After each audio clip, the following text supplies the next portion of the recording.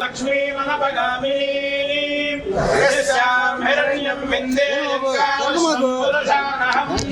अश्वपूर्वां रथमध्यां हस्तिनाथप्रबोधिनीं श्रियं देवी मुपह्वये श्रीर्मा देवी बृहतां कांसोऽस्मितां हिरण्यप्राकारामार्द्रां जलन्तीं तृप्तां दर्पयन्ति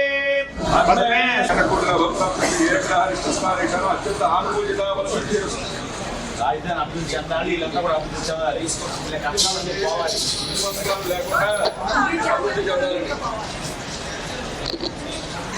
మాకు కష్టం వచ్చినా, బాధ వచ్చినా, దుఃఖం వచ్చినా, మనోవేదనకు గురైన ఆ ముగ్గురమ్మల మూలపుటమ్మని దర్శించి మా మొరను ఆలకింపజేసి ఉపశమనం పొందటం ఈ ప్రాంత ప్రజలకు ఆనవాయితీ.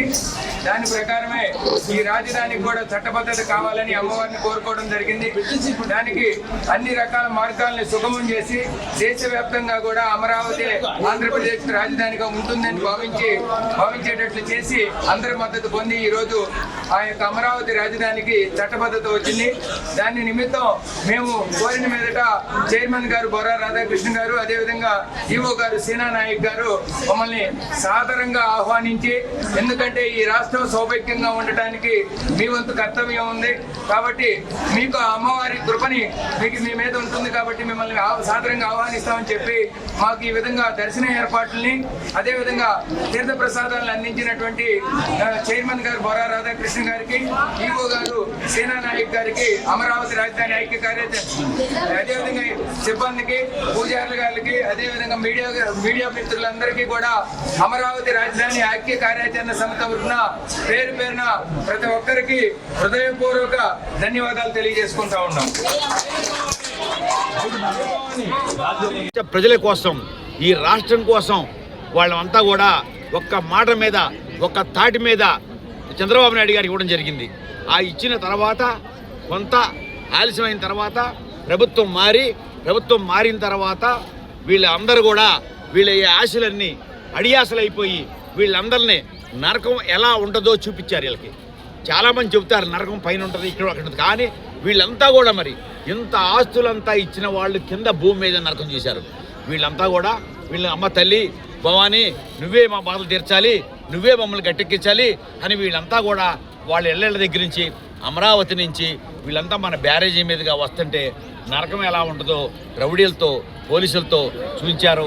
మరి ఆ బాధ భరించలేక వీళ్ళు 1630 రోజులు నిరసన దీక్ష కానీ, నిరాహార దీక్ష కానీ ఈ రాష్ట్రం మొత్తం చుట్టుముట్టి వీళ్ళకి జరిగిన అన్యాయం ఏంటో కూడా వీళ్ళు చెప్పుకున్నారు. ఆ తర్వాత మరి ఈ 2-3-4 రోజుల్లో మనకు చట్టబద్ధత కలిగింది. మన అమరావతి ఆంధ్రప్రదేశ్కి రాజధాని అని లోక్సభ పార్లమెంట్లో రావడం వల్ల వీళ్ళంతా వీళ్ళ ఆనందానికి అంతులేదు, ఈ రాష్ట్ర ప్రజల ఆనందానికి అంతులేదు. మరి ఆ క్రమంలో ఆ రోజు వీళ్ళంతా రానియకుండా పచ్చ తుండు వస్తే పచ్చ తుండు వేసుకుంటే రానికుండా వెనక్కి పంపించారు.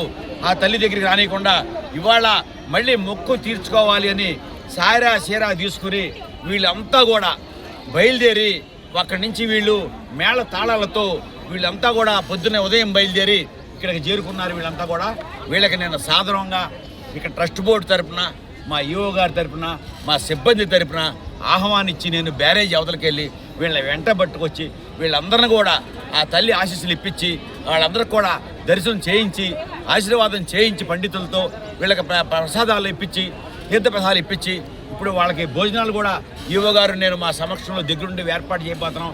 వీళ్ళందంగా ఆనందంగా ఉండాలని ఆ తల్లి దుర్గాదేవి ఆశీస్సులు చంద్రబాబు నాయుడు గారికి అమరావతి మీద వీళ్ళందరూ పిల్ల పాపలతో సంతోషంగా ఉండాలని నేను కోరుకుంటున్నాను. మనకు పార్లమెంట్లో శాశ్వత రాజధాని ముద్రపడిన తర్వాత ఆ యొక్క చట్టం బిల్లు పాస్ అయిన తర్వాత మొత్తం కనకదుర్గా తల్లి ఆశీస్సులు రాష్ట్ర ప్రభుత్వం మీద, గౌరవ ముఖ్యమంత్రి గారి మీద, ఈ ప్రభుత్వం మీద ఉండాలని చెప్పేసి నిన్న ప్రత్యేకంగా సంకటహర చతుర్దశి పర్వదినాన్ని పురస్కరించుకొని నవచండీ హోమం కూడా చేయడం, రాష్ట్ర ప్రభుత్వం బాగుండాలి, రైతులు బాగుండాలి, ప్రజలు బాగుండాలి, ఇక్కడ రాష్ట్ర ప్రభుత్వం అన్ని రకాలుగా ఎక్కడ కూడా ఇబ్బంది లేకుండా ఉండాలని ప్రత్యేకమైన పూజలు చేసిన తర్వాత వైదిక కమిటీ మరియు మా ట్రస్ట్ బోర్డు అందరూ మాట్లాడుకొని ఈ రైతులు అమరావతి భూములు ఇచ్చిన రైతులందరినీ కూడా ఒకసారి అమ్మవారి దర్శనం చేయించుకొని వారందరినీ కూడా ఆ యొక్క సంతోషాన్ని అమ్మవారి దగ్గర వ్యక్తం పరిచేటట్టు ఆ యొక్క భక్తి, ఎందుకంటే కనకదుర్గమ్మ తల్లి ఇంద్రకీలాద్రి విజయవాడలో ఉంది కాబట్టి మొత్తం కూడా అన్నీ కూడా మనకు విజయమే చేకూరుతుందనే ఒకే ఒక సంకేతం బయటకు వెళ్ళాలనే ఉద్దేశంతో ఆ రైతులందరినీ కూడా ఇక్కడ భాగస్వాములు చేసి ఆ అమ్మవారి ఆశీస్సులు, ఆ చల్లని దీవెనలు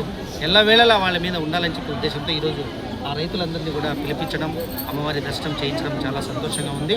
ఇది ఇక మీదట మనకు ఎలాంటి ఇబ్బందులు లేకుండా రాష్ట్ర ప్రభుత్వం సుభిక్షంగా ఉండి అన్ని విజయాలు సాధించాలని ఒకే ఒక ఉద్దేశంతో ఈ కార్యక్రమాలన్నీ చేస్తున్నామని చెప్పేసి తెలియజేస్తున్నాం.